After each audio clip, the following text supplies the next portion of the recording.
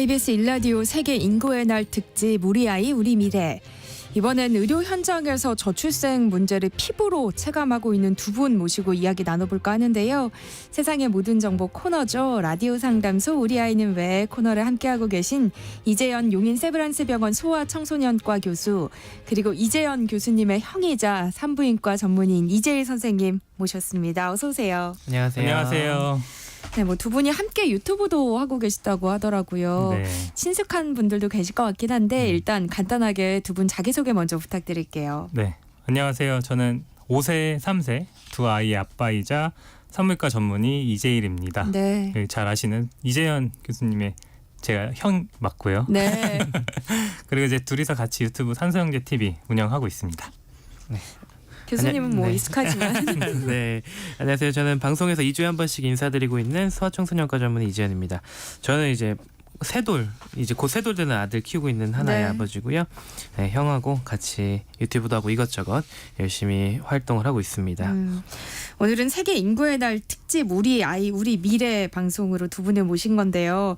뭐 산부인과 소아청소년과 특성상 누구보다도 저출생 문제를 체감하고 계실 것 같거든요. 네, 맞아요. 아마도 저출생 문제를 저희 둘 직업이 가장 먼저 체감을 네. 했을 것 같아요. 그 중에서도 아마 산부인과가 먼저 체감을 했을 건데 뭐 그때만 하더라도 그 주위에서는 심각하게 생각하지 않았던 것들이 최근에서는 이제 사회 전반적으로 그런 몇 년 사이에 저출산율 저하 속도가 빨라지고 하면서 그런 충격을 좀 많이 받고 있는 것 같습니다. 네, 저는 아무래도 지금 신생아 중환자실에서 일을 하고 있다 보니까 지금도 이제 저출생 문제를 몸으로 계속 느끼고 있는데요. 근데 요즘은 이제 뭐 출생률이 감소하고 있기도 하지만 분만 병원들도 이제 문을 닫고 있고 신생아 집중치료실 운영을 중단하는 대학병원들도 생기고 있어서 네. 이게 오히려 분만과 신생아 진료가 어려워지는 아이러니한 상황이 좀 일어나고 있어요. 그래서 지금 이 문제가 생각보다 더 복잡해지고 있다 이렇게 느끼고 있습니다. 근데 두 분이 전공을 택할 때만 해도 이 정도로 저출생 문제가 심각하진 않았죠. 네, 근데 이제 제가 산부인과 전공을 선택한 게 2010년도 초반인데 네. 그 선택하기 한 그보다 10년 전, 그러니까 2000년 초반 그때만 하더라도 출산율이 1.1명대로 떨어지면서 그때도 이제 어느 정도 심각하다 그렇네요. 얘기가 있었어요. 근데 그 산부인과 전공의 모집의 미달 사태가 이때 또 맞춰가지고 2000년 초반부터 시작이 되기 시작했거든요. 근데 그때만 하더라도 사회 전반적으로 지금처럼 이렇게 심각하게 받아들이고 있진 않았던 것 같아요. 근데 대신에 이제 산부인과 지원을 고민하던 그런 의사들 사이에서는 굉장히 심각한 문제가 맞았습니다. 네. 그리고 이제 최근에 이제 그 여파로 2018년도에 이제 서울에 이제 굉장히 대형 분만 전문 병원이 제일병원이 폐업하게 됐고 네. 또 올해 또 이제 경기도 성남 이제 전국에서 분만 건수 1위를 달성했던 그런 병원인데 광교성병원까지 폐업을 하면서 이 저출생 문제가 큰 이슈가 되고 있습니다. 최근에는 소아청소년과 전공의 지원자가 크게 줄었다 이런 얘기가 계속 나오고 있는데요. 이재현 교수님이 전공을 택할 때는 분위기가 어땠어요? 사실 저도 전공 선택할 때 주변에서 이렇게 출산율 줄어드는데 소아과 해도 되겠냐 이런 얘기가 많았었고 그래서 그때도 대부분 기피하는 과이긴 했습니다. 근데 그래도 아픈 아이들이 계속 있으니까 우리가 아픈 아이들을 위해 버텨야지라는 생각으로 이제 전공의 지원을 계속하고 그 자리를 버티고 있던 선후배님들이 많았는데요. 근데 생각보다 출산율 감소가 정말 빠르게 이루어지고 또 지역에서 이게 소아과 개원하시는 원장님들이 많이 폐업을 하시는 모습을 보고 이제 다들 느끼는 거죠. 이게 심각하구나. 그래서 지금은 전공을 더더욱 기피하는 현상이 생기면서 지금은 전공의를 찾기가 힘든 상황까지 오게 됐습니다. 네. 이렇게 폐업하는 곳이 늘다 보니까 병원 예약은 더 어렵고 소아과는 또 오픈런은 해야만 진료가 가능한 수준까지 된 거네요. 그렇죠. 근데 뭐 소아과 오픈런의 원인은 여러 가지 측면으로 해석할 수 있긴 하지만 소아과 의원들의 많은 폐업이 가장 큰 원인이라고 할 수 있습니다. 이게 출산율이 줄어드는데 아이들이 점점 도시로 몰려들고 있잖아요. 근데 그 도시 네. 안에서도 아이들이 많이 몰리는 지역이 따로 있거든요. 그래서 아이들이 많이 거주하는 지역과 아닌 지역의 빈익빈 부익부 현상이 나타나게 되는데 소아과 병원 의원들도 결국은 아이들이 많은 지역에 몰릴 수밖에 없습니다. 그러니까 기존에 병원이 자리 잡고 있던 지역이 아이들이 많이 많이 안 몰리는 지역이다라고 하면 병원을 유지하기 힘들어서 폐업을 하게 되고 네. 또 아이들이 많이 거주하는 지역에는 병원들이 몰리면서 소아과끼리 경쟁이 또 심하게 되고 그러면서 이 과정에서 폐업을 하게 되는 경우가 생기는 거죠. 그러니까 결국은 아이들이 많은 지역 안에서도 아이들이 갈 병원이 모자라서 오픈런을 하고 아이들이 별로 거주하지 않는 지역에서는 아예 병원 오면 갈 데가 없으니까 진료 한번 받으려면 먼 지역까지 이동해야 되는 그런 힘든 일이 일어나고 있습니다. 네. 뭐 서울 수도권에서도 이렇게 폐업을 하면 지방은 뭐 더 심각하다는 얘기일 텐데요. 아, 그렇죠. 심각하죠. 제가 군 생활을 전라북도 순창군에서 공중보건의사로 3년 복무를 했는데요. 제가 근무했던 순창군뿐만이 아니고 인근 지역에서 제가 유일한 소아과 의사였어요. 네. 그러니까 그 지역의 인구도 워낙 적고 아이들은 되게 적다 보니까 소아과를 전문으로 하는 의사들이 들어와 계신 분이 없었고, 그러니까 군복무 때문에 저도 간 거잖아요. 네. 그러니까 소아과 의사 한번 만나려면 저한테 멀리서 오든지 아니면은 먼 다른 도시로 큰 도시로 가야 되는 어려운 상황이 있었습니다. 근데 제가 근무할 때 참 슬픈 아니면 조금 웃길 수도 있는 에피소드가 있었는데요. 네. 제가 근무할 때 지역의 한 어르신께서 저한테 이런 말씀해 주셨는데, 선생님이 아무리 의사여도 여기는 소아과 의사보다 장례식장 하는 게 돈 훨씬 많이 법니다. 이렇게 말씀을 해주셨어요. 그러니까 이게 단순히 돈을 얼마나 버느냐의 문제보다는 이게 생명의 탄생이 되게 소중하잖아요. 근데 그 소중한 생명의 탄생보다는 죽음이 더 흔하고 가깝다, 이런 뜻으로 들려서 굉장히 슬펐고요. 네. 근데 그 당시에는 그 지역 자체가 인구 소멸 지역이다 보니 이런 말씀을 하시는구나 생각을 했지만, 그래서 솔직히 남의 이야기로 생각했거든요. 근데 이제는 낮은 출산율과 인구 고령화 그리고 인구 감소 문제가 온 국가에 지금 해당되는 문제잖아요. 그러다 보니 이런 게 죽음이 더 가까운 사회라는 게 우리나라 어느 지역에서든 똑같이 일어나고 있는 현상이다라고 생각을 요즘은 하고 있어요. 전공을 택할 때부터 출산율에 대한 얘기는 많았다고 하셨잖아요. 그러면 뭐 산부인과나 소아청소년과나 그때도 기피과였던 건데, 그럼에도 불구하고 이 전공을 택한 이유를 여쭤봐도 될까요? 사실 그때 저는 기피과에서 선택한 것도 있었어요. 왜냐하면은 약간의 사명감이라고 해야 될까? 이게 반드시 필요한 과잖아요. 산부인과가 없으면 안 되는 과인데 그런 필수과가 미달이라니 하면서 이제 의사로서의 사명감 이런 것들 이제 지원 동기로 여러 가지 지원 동기 중에 한 몫을 했던 것 같습니다. 네. 실제로 이제 저랑 같이 그 시기에 산부인과를 지원했던 또래들, 동기들과 선후배들과 이제 이야기를 해보면 다 비슷한 이유로 산부인과 전공을 선택을 했는데, 이게 그 산부인과만 필수과가 아니고 이제 내과, 우리가 이제 요즘에 흔히 나오는 내외산소, 바이탈과 얘기가 나오죠. 내과, 네. 외과, 산부인과, 소아과 이렇게 생명을 직접 다루는 과들, 이런 과들은 정말 내가 정말 힘들지만 사명감을 가지고 의사로서의 어떤 일을 해야겠다 하면서 전공을 선택하시는 분들이 대부분인 것 같아요. 그래서 네. 저만 그런 건 아니다. 저는 근데 사실 조금 더 단순한 이유로 소아과를 선택을 했는데요. 이런 어려운 이야기가 있지만 사실 저는 조금 원래 고집이 좀 있고 그래서 저는 그냥 아이들이 좋아서 소아과 해야겠다 생각을 했어요. 네. 근데 주변에서 뭐 힘들 거다라는 얘기를 해도 별로 신경은 안 썼는데, 근데 제가 과 선택을 하게 될 데는 형하고 관련된 좀 에피소드가 있습니다. 그래서 저는 원래 아이들 도와주는 일을 어렸을 때부터 좋아했어요. 그래서 고등학생 때도 그 방과 후 교실 같은 데서 가정 형편 어려운 친구들 보조교사로도 오래 일을 하고 해서 네. 나중에 의사하면 아픈 아이들 돌보는 일을 해야겠다라고 생각을 했다가 막상 의과대학에 진학을 하고 나니까 약간 자신이 없어지는 거예요. 아픈 아기들 보는 게 너무 힘들고 마음 아파서 못하겠다라는 생각을 하고 있으면서 이런 고민을 형하고 나눴는데, 그때 형이 저한테 해준 말이 아이들이 아픈 걸 못 보겠으면 네가 고쳐줘야지 라고 얘기를 해줬어요. 그래서 그 말을 들은 순간부터 그냥 약간 물불 안 가리고 난 소아과 의사가 돼야겠다라고 마음을 굳혔고요. 네. 그래서 근데 이제 주변에 소아과를 선택한 이제 동기들, 선후배들 얘기를 들어보면 되게 다 비슷한 것 같습니다. 그냥 소아과 의사들은 거의 아이들 좋아서 이과를 선택했고 다른 여러 가지 계기나 포부가 있었다는 사람은 거의 없는 것 같아요. 이렇게 두 분 전공에 대한 애정이 있다 보니까 저출생 문제에 대해서도 할 말이 많으실 것 같은데요. 저희가 일부에서는 워킹맘이 느끼는 저출생 원인에 대해서 좀 생각해 봤거든요. 그럼 산부인과 의사, 또 소아청소년과 의사로서 저출생이 심각해지고 있는 원인이 뭐라고 보시는지 좀 들어보고 싶어요. 먼저 이재일 선생님부터 얘기해 주세요.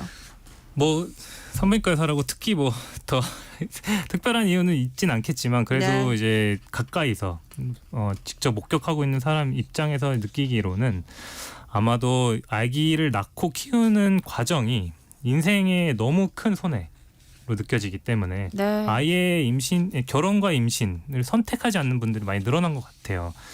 저희가 이제 어렸을 때 중고등학교 때까지만 하더라도 돌이켜 보면 어르신들이 말씀하실 때 대학교 졸업하고 30 되기 전에 결혼해서 아이 둘 낳고 사는 약간 이게 공식처럼 되어 있었고 거기서 벗어나면은 약간 뭔가 이상한 사람 이렇게 쳐다보는 시선까지도 있었단 말이에요. 근데 이제는 그런 공식이 깨지고 아이를 낳지 않고 그냥 둘이 아니면 혼자 행복하게 살겠다 이렇게 선택하는 경우가 많은 것 같습니다. 이거를 어디서 볼 수 있냐면 2022년도 청년 삶 실태 조사라는 저희 국가에서 조사한 게 있어요. 네. 거기서 충격적인 결과가 하나 있었는데 청년 여성 중에 출산에 의향이 있는 사람이 55%밖에 없었습니다. 그러니까 절반만이 아기를 낳고 싶다. 이게 만약에 그러니까 임신을 그러니까 45%에서는 임신을 포기했다 이렇게 네. 보는 거고 이 사람들의 마음을 돌리지 못하면 결국에는 출산율은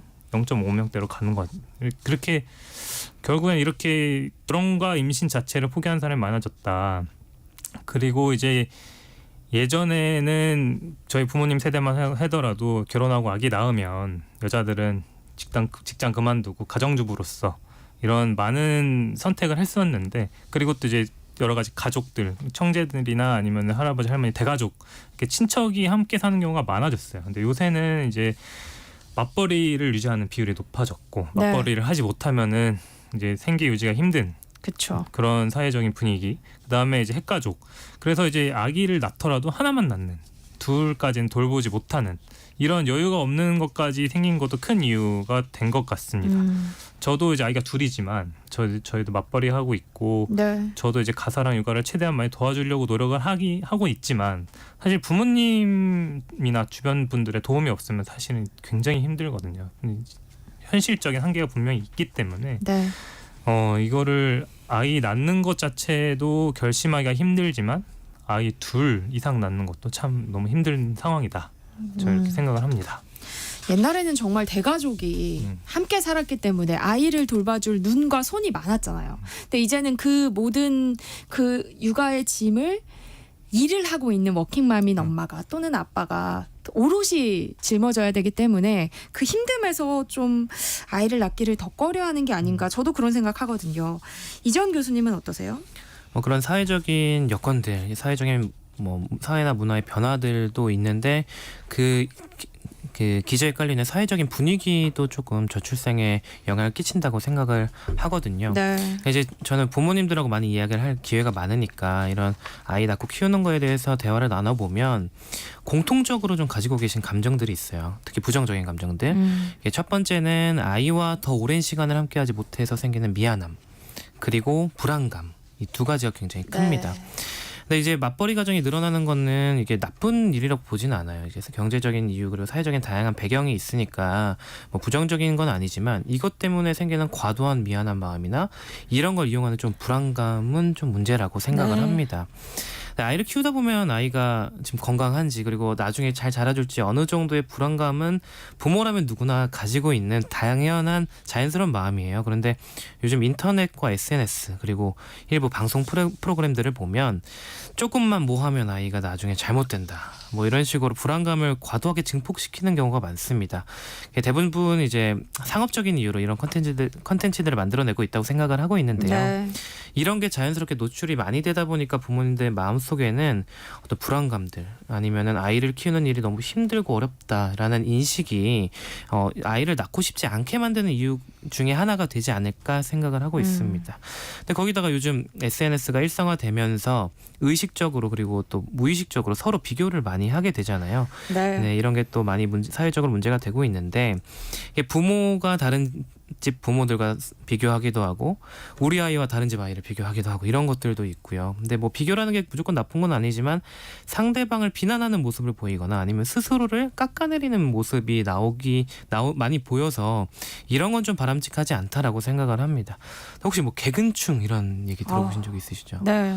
이게 학생들이 체험학습을 가기 위해서 이제 학기 중에 학교를 빠질 수 있는 제도가 있는데 이때 주로 해외여행 같은 데를 많이 간단 말이에요. 근데 이 제도를 활용하지 못하는 아이들 같은 경우 개근을 하게 되니까 이런 아이들을 다른 아이들이 낮잡아 부르는 충격적인 말이에요. 그래서 아이들 사이에서도 서로 이런 비교를 하게 되고 다른 아이들을 좀 낮잡아 부르고 이런 게 어른들에게도 충격으로 다가오는데 이렇게 서로를 비교하고 나쁘게 이야기하는 풍토가 아이를 키우기 더 삭막하고 힘든 사회로 만드는 건 아닌가 이런 생각을 또 해봅니다. 저도 선생님이 말씀하신 이 SNS 활성화가 저출생에 어느 정도 영향을 주고 있다고 생각해요. 동의합니다. 네, 이런 저출생 위기감이 커지자 최근 정부가 인구 국가 비상사태를 선언하면서 여러 대책을 내놓기도 했는데요. 이 타이밍에 대해서는 어떻게 보세요? 늦었죠. 너무 늦었죠. 이게 전 세계적으로 보더라도 이제 출산율이 감소하는 거는 어떤 공통적인 추세인 건 맞는 것 같습니다. 근데 네. 다른 나라 보더라도 2점대에서 1로 내려가면서 이제 정말 비상 사태, 위기 상황이라고 받아들이면서 아주 파격적인 대책들을 내놓고 있는데 우리나라는 0.9도 아니고 이제 0.6을 향해 가고 있는데 네. 지금에서야 비상사태를 선언했다.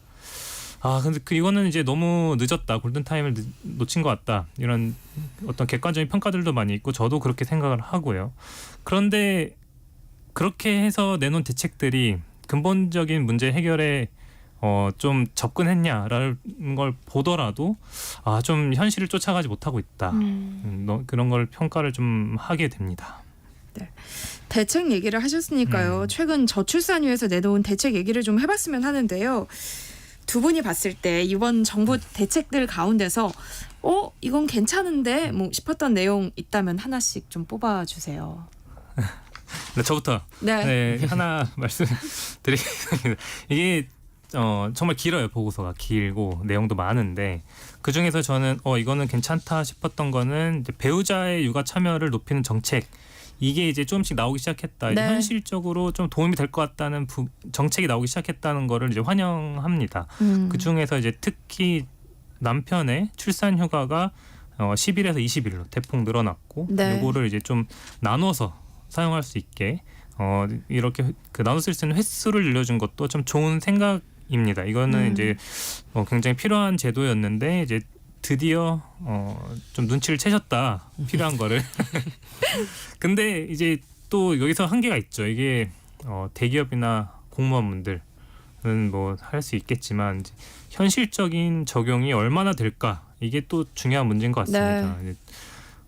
뭐 이번에도 그 보고서의 내용이 나오긴 했지만 이제 정확한 대책은 없었고 앞으로 협의를 하겠다라고 정도만 언급을 했던 어떤 자영업자, 그다음에 규모가 작은 사업장 이런 데서의 이런 대책, 인력이 모자란 상황에서 인력 보충이나 아니면 사업자의 어떤 경영 이런 것들을 어떻게 도와줄지 이런 거에 대책이 이제 시급하다 이렇게 생각을 좀 하고 있습니다. 이재원 교수님은 어떤 정책을 긍정적으로 보셨어요? 저는 이제 육아휴직 급여가 개선되는 부분은 좀 긍정적이다 이렇게 네. 보았는데요. 실제로 육아휴직 때 이제 급여가 적어지다 보니까 경제적인 이유 때문에 육아휴직을 실제로 쓰지 못하는 경우도 꽤 많이 봤거든요. 네.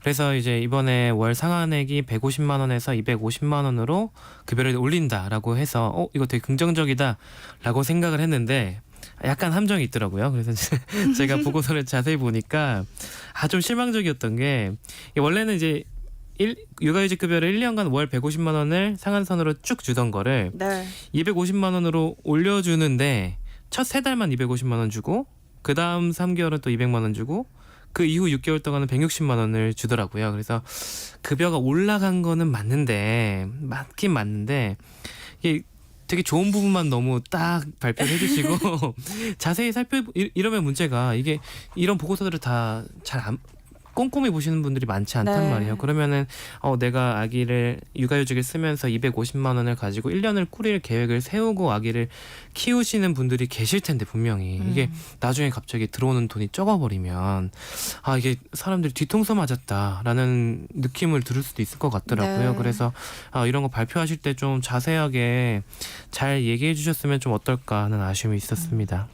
급여가 개선되는 건 굉장히 중요한 부분인 것 같아요. 왜냐하면 저도 육아휴직을 해봤지만 이 육아휴직에서 이제 지금은 좀 더 바뀌었지만 제가 쓸 때와는 무급으로 이제 변하는 순간 제가 복직계를 내려왔거든요. 그래서 아마 그런 경제적인 부분도 네. 많은 부분을 차지하고 있을 것 같아요. 병원에서 일하고 계신 의사 선생님들은 출산휴가나 육아휴직 좀 자유롭게 쓸 수 있는 분위기인가요? 궁금하네요. 이게 뭐 병원마다 그리고 병원 규모 그리고 병원의 분위기마다 좀 많이 다를 거고 또 의사들도 병원에서 하는 이게 근무의 형태가 굉장히 다양하기 때문에 어떤 일을 맡고 있느냐에 따라서 차이가 굉장히 클 것 같습니다. 기본적으로 의사들이 출산휴가나 육아휴직을 완전히 잘 이용하기에는 어려운 직종은 맞습니다. 왜냐하면 의사들은 기본적으로 본인의 환자가 딱 있잖아요. 근데 일을 쉬게 되면 그 환자분들이 다른 선생님한테 옮겨가거나 다른 병원으로 이제 옮겨가야 되는데 네. 그건 환자 입장에서도 되게 부정적인 느낌이 들기도 하고 그리고 병원 입장에서는 또 다른 병원의 환자를 조금 뺏기게 되는 그런 느낌이 되니까 약간 무의식적으로 그러니까 은근히 약간 좀 오래 쓰지 말라고 압박을 주시는 경우도 네. 있습니다. 특히 병원이 이제 제가 일하는 대학병원 같은 경우는 좀 나아요. 근데 우리가 주변에 있는 병원들이 되게 많지만 그 중에 의사들이 정말 많이 일을 해서 누군가 쉬어도 업무의 대체가 되는 그게 보장이 되는 병원들은 그렇게 많지 않습니다. 생각보다 병원 주변에 있는 병원들 보면 의사 별로 몇 명 없어요. 네. 규모가 작습니다. 네. 그러면 인력이 부족한 문제가 있는 거기 때문에 인력 대체 문제가 항상 병원에는 있는 거고요. 거기다가 기피과 의사들 저같이 네, 이런 기피과 의사들은 이런 제도 활용하는 것이 더욱 힘듭니다. 대체 인력을 찾기 힘들겠죠. 네. 네, 이제 그리고 보통 이렇게 임신하고 출산하려는 연령대 의사 선생님들, 특히 여자 의사 선생님들 같은 경우는 전공의 시절인 경우가 많아요. 근데 전공의는 사실 이렇게 육아휴직을 쓰기는 쉽지는 않은 근무 네. 환경입니다. 그래서 사실 의사들이 어떻게 보면 되게 그런 면에서는 사각지대에 있다 이렇게 생각이 듭니다. 네, 이번에 나온 또 대책 내용 중에서 난임 시술 지원, 제왕절개 비용 무료화 추진 등 이 난임과 출산에 대한 정책도 있었거든요. 이재희 선생님이 좀 눈여겨 보셨을 것 같은데요. 어떻게 평가하세요? 네, 이번에 이제 제왕절개 수술비가 본인 부담금 무료가 됐죠. 그리고 원래는 자연분만도 이제 본인 부담금이 없었는데 제왕절개까지 이제 무료로 하면서 저는 돈 냈던 것 같은데 무료화 되는군요. 네. 그래서 이제 기사도 많이 났고 이슈가 됐던 것 같습니다. 네. 난임 치료 지원도 이제 많아지고 있고 아마 이제 임신 준비하고 이제 출산 앞두신 분들한테는 큰 도움이 될 것 같습니다. 근데 저는 이제 이런 분만 관련 그리고 난임 시술 지원 이쪽에 대한 정책들은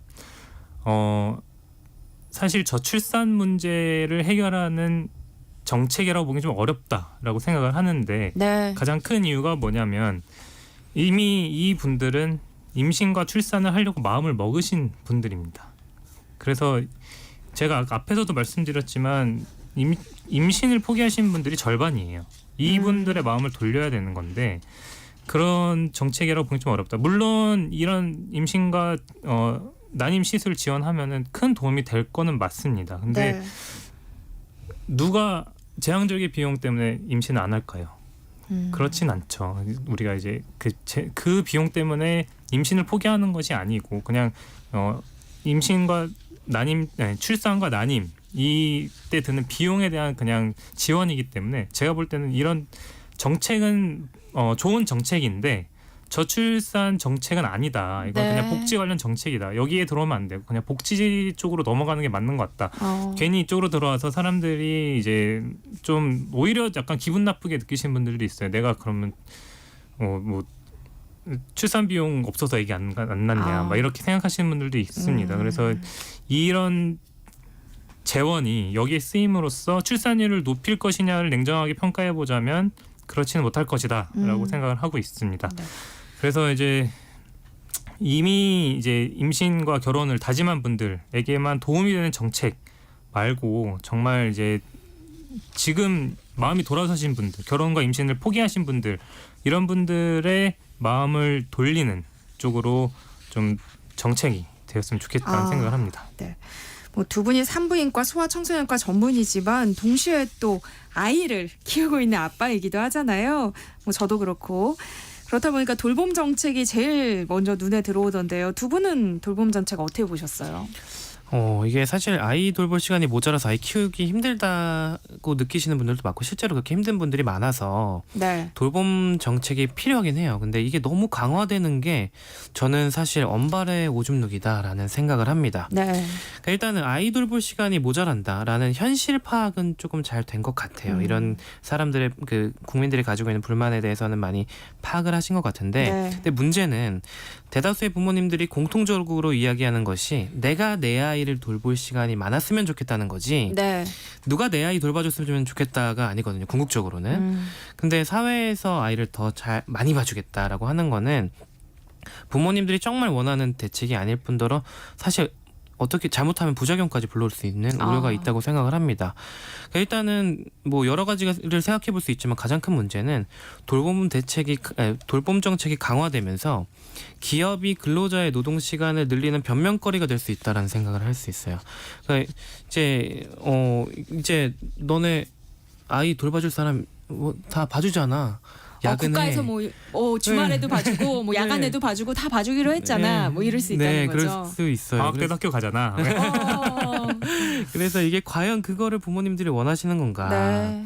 이렇게 좀 안타까운 생각이 들고요. 네. 그리고 한 가지 또 생각을 해본 게 우리가 지금 예를 들어서 좀 반대 얘기일 수 있지만 가족 중에 누가 돌아가시면 장례 이제 때문에 휴가를 쓰고 회사 빠지는 일이 되게 자연스럽잖아요. 그리고 그런 일은 항상 갑자기 발생하죠. 네, 갑자기 그쵸? 발생하고 근데 그거를 빠진다고 누가 뭐라고 하는 사람이 갑자기 말했다고 뭐라고 하는 사람도 없죠. 없어요. 근데 이게 우리가 사실은 우리 사회에서 필요한 분위기라고 보거든요. 아이 키울 때. 아이 키우기 때문에 아이에게 문제가 갑자기 생겨서 회사를 좀 빨리 빠져야 되거나 아니면 중간에 못 나오는 며칠 생길 때 네. 이때 우리가 모두 그래 그럴 수 있지. 그런 분위기가 돼야 되는데 네. 아니, 돌봐주는 데 있는데 거기 맡기면 되지. 이런 분위기로 가면 뭔가 반대로 흘러가는 거다라는 생각을 합니다. 그리고 네. 또 이게 진료 현장에서 또 느끼는 게 이번 대책에 이제 아이들이 아플 때 맡길 수 있는 돌봄 서비스도 마련한다라고 했거든요. 근데 그 아픈 아이들이 사실 병원에서 진료를 받고 해야 되는데 그런데 맡겨가지고 누가 병원에 데려갈까요? 그리고 어린아이일수록 아픈 거 표현도 못하고 엄마 아빠 더 찾을 거고 그래서 네. 또 진료실에서 보호자가 꼭 필요하고 법적인 보호자가 필요하고 한데 누가 부모를 대신해서 와줄 수 있고 그리고 그런 시설이 입원 시설도 아니잖아요. 근데 아이가 아픈데 어떻게 간호를 해줄 것이며 아이가 그 시설에서 건강 상태가 악화되면 누가 적절한 처치를 하고 그 책임은 또 누가 질 것이냐. 참 이런 걸 생각하면 답답한데요. 근데 사실 이 돌봄을 강화한다라는 이야기는 꺼내기 쉬운 이야기긴 해요. 네. 되게 하기 쉬운 이야기라고 생각하는데 방향성도 국민들이 원하는 것과 좀 다르고 빈틈이 너무 많아서 이게 지금 정말 도움이 될까 하는 건 개인적으로 의구심이 많이 들고 있습니다. 네. 비슷한 생각을 하신 청취자분들이 계신 것 같아요. 전종훈 님이 내 자식은 남이 키워주고 부모는 일하고 세금 내라는 건가요? 그런 지원금을 부모 휴가 시에 지원을 해주면 어떨까요? 라고 보내주셨네요. 선생님이랑 비슷한 생각 하신 것 같아요. 네, KBS 1라디오 세계 인구의 날 특집 우리 아이 우리 미래 이재일 산부인과 전문의 이재현 용인 세브란스 병원 소아청소년과 교수와 함께하고 계십니다. 계속해서 이야기 이어가 볼게요. 돌봄 부담을 완화하기 위해서 남성이 육아에 적극적으로 참여해야 한다 이런 이야기 많았잖아요. 그럼 두 분은 실제로 육아에 얼마나 참여하고 계신가요? 솔직히. 근데 진짜 이 해외 우리나라뿐만 아니고 결국 이런 저출생 문제 해결의 사례를 보더라도 결국에는 이제 엄마 아빠 구분 없이 부모가 이제 육아에 참여할 수 있는 어떤 분위기가 있어야 되는 것 같아요. 네.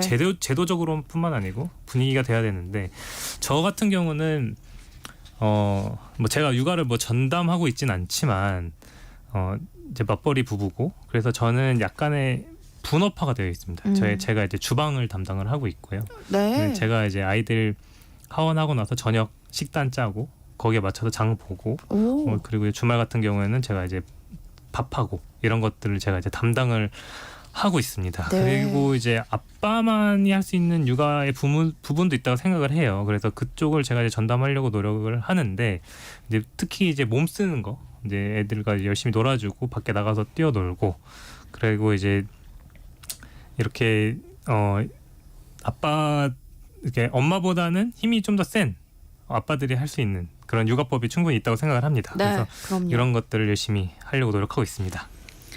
네, 저는 사실 이런 질문 받으면 좀 부끄럽습니다. 네. 그러니까 제가 열심히 한다고 하더라도 네. 제 스스로 생각해야 할 때 모자란 점이 많고 저희 아내도 계속 힘들어 하거든요. 그래서 네. 제가 잘하고 있다고 생각은 안 하고요. 그래서 미안한 마음이 항상 있긴 한데 그래도 다른 분들에 비해서 조금 더 열심히 하는 것 같다라고 생각하는 거는 저희 아이가 이유식 먹을 때 이유식 거의 다 제가 다 만들었고요. 네. 그리고 지금도 이제 제가 집에 아침에 있는 날에는 아침 식사 제가 다 챙기고 저녁 식사도 저희도 이제 부부가 서로 준비하는 게 절반 반반 정도 되고요. 그래서 저는 노력을 하는 게 이게 부부가 서로 개인 시간을 최대한 갖게 하는 게 중요하다고 생각해요. 그래서 예를 들어서 뭐 운동을 가야 되거나 뭐 미용실 가야 되거나 친구와의 약속이 있거나 이런 일들이 있으면 다른 한 사람이 아예 전담해서 잘 돌보면서 상대방의 자유로운 개인 시간을 확보해 주려고 노력을 하고 있고요. 네. 그래서 이런 식으로 개인의 삶과 육아의 균형을 맞추려고 노력을 하고 있습니다. 뭐 이렇게 나름 열심히 육아를 하고 계시는 분들이니까 더 목소리를 낼 수 있을 것 같은데요. 육아하는 아빠 입장에서 우리나라에서 아이 키우기 힘들다 하는 부분이 있을까요? 네, 제가 첫째가 2018년에 태어났는데요. 그때 저는 군의관이었고 군인 신분이어서 육아 시간이라는 제도가 있었어요. 그래서 2시간 일찍 퇴근하거나 좀 늦게 출근할 수 있는 그런 제도인데 대신에 이제 아내는 그때 전공의였고 출산휴가 3개월 하고 나서 이제 바로 복직을 해야 됐습니다. 그래서 네. 제가 이제 아내 출산휴가가 끝나고 나서 육아 시간을 사용해가지고 일찍 퇴근해서 집에 와서 이제 아이 목욕하고 먹이고 재우고 이런 것들을 이제 한 100일 정도부터 돌 때까지 그 담당을 제가 좀 했습니다. 근데 이때 제가 약간의 지금 돌이켜서 생각해 보면은 약간의 육아 우울증 같은 게 왔던 것 같아요. 네. 저 자신은 모르고 있었는데 같이 옆에 있던 아내나 아니면 부모님께서 너 요즘 무슨 일 있냐 이렇게 뭐 많이 힘드냐 이런 얘기를 하실 정도로 제가 약간의 우울증을 비슷하게 느꼈었는데 네. 아마도 제가 소통할 만한 사람이 없어서 그랬던 것 같습니다. 그래서 보통 대부분 엄마들은 이제 맘카페 그리고 주변의 육아 동기 그리고 친정 어머니 이런 가까운 사람들과 육아에 대한 이야기를 자유롭게 하고 이제 스트레스도 풀고 하는데 남자들은 지금도 별로 소통의 창구가 없는 것 그쵸. 같아요. 그 남자들끼리 모이면은 뭐 이런 얘기 하면 좋겠지만 사실 잘 안 하거든요. 실제로 뭐 육아 많이 해도 그런 얘기 잘 안 맞아요. 하는 문화죠. 네. 그러다 보니까 이제 그런 스트레스를 풀지 못해서 좀 우울증 비슷하게 왔던 것 같고 그리고 현실적으로도 힘든 게 많았어요. 지금은 좀 많이 좋아졌지만 그때는 아기를 데리고 나가면은 밖에 남자 화장실에 기저귀 교환대가 없어가지고 변기 옆에 쭈그려 앉아서 무릎 위에서 기저귀 교환해주고 바꿔주고 네. 그리고 이제 수유실 이제 애기 이제 분유 먹을 시간이 됐는데 수유실에는 남자 출입 금지 돼 있어가지고 들어가지 못하는 경우도 많았고요. 그래서 이제 남자들의 육아 참여가 많이 필요하다고는 하는데 이런 이제 사회적 여건이나 분위기 같은 것들이 일종의 한계선처럼 있어가지고 참여하는데 좀 힘든 점이 있다라는 생각이 듭니다. 근데 지금 많이 좋아지고 있는 것 같긴 해요. 요새는 많이 바뀌고 있지만 아직도 이제 남편만 육아휴직 해가지고 그 전업 주부로 일하는 남편은 좀 특이한 경우. 저 집은 좀 특이하다. 이렇게 보편적으로 보진 않는 네, 그쵸. 시선들. 그런 분위기잖아요. 그래서 이런 인식이 개선되려면 여러 가지 우리 사회가 많은 경험도 쌓여야 되고 그럼 그만큼 시간도 필요한 것 같습니다. 네, 이재훈 교수님은요? 이게 조금 우리 사회 분위기가 남성 육아를 특이하게 본다는 문제도 저도 공감을 하고 있는데 이런 시선의 변화는 지금 부모 세대 젊은 사람들 층에선 그래도 좀 빠르게 변화하는 것 같아요. 그런데 저희보다 나이가 많으신 어른 세대의 시선에서는 아직도 아빠들이 육아하는 걸 특이하게 보는 분들이 꽤 많습니다. 그래서 뭐 제가 이제 실제로 제 아들을 데리고 혼자 어디 놀러 간 적이 많은데 그럴 때 네. 나가면 길에서 한 번씩 꼭 물어보세요. 집에 무슨 일 있냐? 뭐 엄마는 없냐? 엄마 어디 아프냐? 그러니까 이게 아직도 우리나라가 아빠가 육아를 참여하는 분위기라고 어른 세대는 받아들이지 못하고 계시는구나라는 생각을 하면서 이게 길 가던 어르신들도 이런 반응인데 직장에선 어떨까요? 직장에 계신 인생 선배님들이 본인 사실 이게 이전 세대에는 더 육아에 열심히 참여하는 아빠들이 적었으니까 네. 이게 그분들이 육아에 열심히 참여한 아빠들을 지금 시대의 아빠들을 응원해주고 칭찬해주는 건 분위기가 안 만들어지겠죠. 그래서 오히려 아내는 뭐하고 네가 그러냐라는 이야기는 안 나오는 분위기가 좀 만들어졌으면 좋겠습니다. 네. 남성의 육아 참여도를 높이기 위해서 육아휴직 강화 등의 대책이 나오고 있긴 한데요. 효과가 있을까요? 두 분은 어떻게 보세요? 제도들이 이제 많이 나오고 대책도 나오고 있지만 아까 앞에서 말씀드린 것처럼 아직 경험이 너무 없는 것 같습니다. 네. 저만 보더라도 일단 저희 아버지께서 제가 어렸을 때 육아에 참여하는 것을 보고 자라지는 못했어요. 아빠가 아이를 어떻게 보는지 그리고 어떻게 참여할 수 있는지에 대해서 보고 배운 것들이 없기 때문에 그게 더 어색하고 또 부끄럽게 느껴지는 것 같습니다.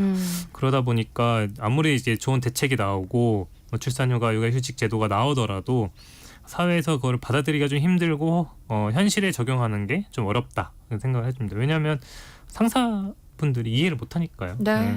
왜 아빠가 해야 되냐, 엄마는 어디 갔냐 이러니까 결국에는 이제 아빠들도 육아를 할 수 있다 이런 경험 그리고 사회적인 이해 이런 것들이 좀 많이 축적이 돼야 된다라고 생각합니다. 육아휴직으로 아이와 함께하는 시간이 생겨도 근데 아빠들하고 얘기해보면 애기 보는 게 좀 무섭다. 이렇게 쩔쩔맨다라는 분들이 꽤 많아요. 네. 스스로도 그렇게 생각을 해요.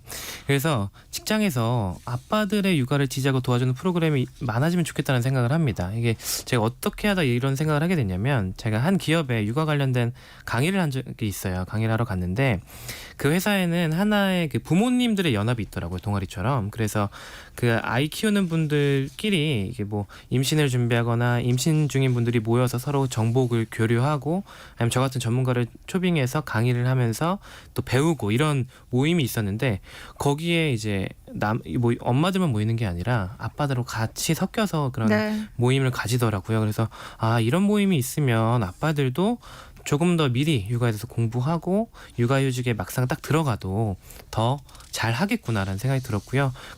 그런 모임이 있으니까 아빠들이 형이 아까 힘들어했던 그 아빠들은 얘기할 수 없는 그런 답답한 마음을 이런 모임에서 좀 소통을 할 수 있지 않을까 네. 해서 회사에서도 이런 그 모임들이 좀 많아지면 좋겠다. 그래서 회사들이 이런 것도 지원해주면 좋겠다라는 생각을 해봤습니다. 여러 방면에서 인식 변화가 필요하겠다는 생각이 드는데요. 사실 요즘에는 아이 낳으면 손해라고 인식하는 경향이 상당히 강해요. 이걸 어떻게 바꿔가야 할까 이 부분이 참 고민입니다. 생각할수록 막막하다는 느낌도 들고요. 네, 그런 거 진짜 맞는 것 같아요. 이제 아이 낳으면은 사실 손해니까 이제 위에 이제 저희 저고위에서도 이제 손해를 이득으로 바꾸겠다 이렇게 정책을 많이 하고 있는데 네. 조금 더 지금보다 훨씬 더 획기적인 대책이 나와야 된다. 그리고 더 현실적인 대책이 나와야 된다라고 생각을 합니다. 특히 뭐 부동산, 경제적인 부분 이런 것뿐만 아니고 앞에서 말씀드린 것처럼 일가정 관련 제도도 조금 더 현실적으로 정말 그 부모가 원하는 방향으로 가는 그런 해결해 줄 수 있는 대책들이 필요하다고 생각을 합니다. 이 저출생 문제가 계속 나올수록 사실 젊은 층이 가지는 부담감은 저출생 문제로 우리 사회가 좀 혼란이 올 게 걱정은 되지만 이거를 사실 개인의 입장에서는 아이를 낳는 것이 개인에게 지금 손해인 상황이니까 네. 사회의 혼란을 개인의 희생으로 막아야 된다라는 분위기로 들릴 수가 있거든요. 그런 메시지로. 네. 그래서 그리고 거기다가 내가 아이를 낳았을 때 우리 아이가 나중에 이렇게 혼란일 우리나라 사회에서 아이가 잘 클 수 있을까를 걱정하시는 분들도 굉장히 많습니다. 근데 한 아빠의 입장에서 개인적인 경험을 되돌이켜 보면 아이 낳기 전에는 이렇게 좀 계산기를 두드려 보는 일들이 많았던 것 같은데 막상 아이가 태어나면 되게 또 다른 세상이 열리는 느낌, 그런 이전엔 경험해보지 못한 느낌이 들잖아요. 이게 네. 부모님들은 다 경험해보셨을 거라고 생각하는데 네. 이게 우리 지금 젊은 2030 세대 분들이 내 아이가 생기는 축복에 대해서 조금 더 긍정적으로 바라볼 수 있는 계기가 좀 많아졌으면 좋겠고요. 그래서 특히 결혼과 육아에 대해서 너무 극단적인 부정적인 내용들은 방송되는 거, 네, 방송국에서 얘기하고 있지만 방송 관계자분들께서 이제는 좀 긍정적인 내용도 많이 실어주셨으면 좋겠습니다. 네. 일단 어른들이 아이를 낳으면 손에 있는 이 현실부터 빨리 바꿔줘야겠죠. 그래야 또 2030 세대들이 아이를 낳겠죠. 네. 저출생 문제에 대해서 두 분과 얘기 나눠봤는데요. 혹시 마지막으로 하고 싶은 얘기 있으실까요? 네, 저는 일단 그래도 사회가 많이 현실성을 가지고 하려고 노력을 많이 하고 있다. 하지만 그 노력이 좀 아직 좀 부족하다라고 생각을 하고 있고, 특히 이제 저출산 고령사회위원회가 현실의 이야기를 조금 더 들어줬으면 좋겠다라고 생각을 합니다. 이런 저출산 문제를 해결하려면 체계적이고 장기적인 방향성을 갖고 있어야 하는데, 지금 너무 정권 안에서 해결하려고 그러고 정치적으로 해결하려는 것들이 너무나 많이 보이기 때문에 이것을 좀 초월한, 정권과 정치를 초월한 위원회가 되었으면 하고 바라고 있습니다. 지금 저출생 문제는 의학적으로 말하면 쇼크라고 얘기할 수 있을 정도로 좀 비상사태라고 생각을 합니다. 네. 그래서 그만큼 근데 아이 키우기 힘든 시대라는 거를 이런 저출생이라는 현상이 반영하고 있지 않은가 생각이 들어요. 네. 그래서 이런 어려운 시기에 아이 낳고 기르시는 모든 부모님들께 응원의 말씀을 좀 드리고 싶고요. 저출생 문제는 궁극적으로 이제 아이 키우기 좋은 사회가 되어야 되니까 그래야 해결이 되는다 생각하거든요. 근데 그러려면 지금 아이를 키우는 분들이 느끼기에도 공감이 되고 현실적으로도 도움이 되는 많은 정책들이 계속해서 나와주었으면 좋겠다라고 생각을 합니다. 네. 우리 아이 우리 미래 KBS 일라디오 세계 인구의 날 특집으로 이재일 산부인과 전문의, 이재현 용인 세브란스 병원 소아청소년과 교수님 모시고 얘기 나눠봤습니다. 오늘 여기서 마무리하겠습니다. 두 분 말씀 고맙습니다. 네, 감사합니다. 감사합니다.